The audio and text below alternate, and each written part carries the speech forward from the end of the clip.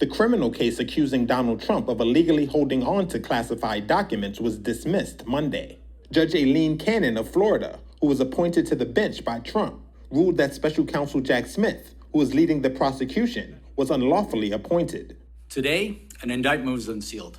In June of last year, Smith announced charges against Trump, saying that he willfully retained sensitive national security documents at his Mar-a-Lago estate after leaving office in 2021 and obstructed government efforts to retrieve the material. But Cannon found that U.S. Attorney General Merrick Garland did not have the authority to appoint Smith to the role of special counsel, and that Smith did not have the authority to bring the case. This is a huge win for Donald Trump. Neama Rahmani is a former federal prosecutor and president of West Coast Trial Lawyers. Trump is facing criminal charges in 3 other cases.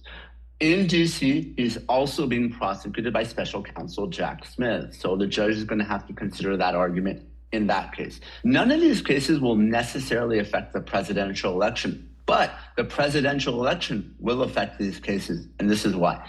If Trump is elected in November, a sitting president can't be prosecuted. So all of these cases have to be dismissed. According to a spokesperson for Smith, the Justice Department will appeal Judge Cannon's ruling. Courts in other cases have upheld the ability of the DOJ to appoint special counsels to handle certain politically sensitive investigations. Still, the dismissal marks another major legal victory for Trump, who was formally named the Republican presidential nominee in Milwaukee on Monday. Earlier this month, the U.S. Supreme Court ruled that Trump enjoyed immunity from prosecution for many of his actions in office. That ruling involved charges pursued by Smith in a separate case against Trump involving his efforts to overturn his 2020 election loss.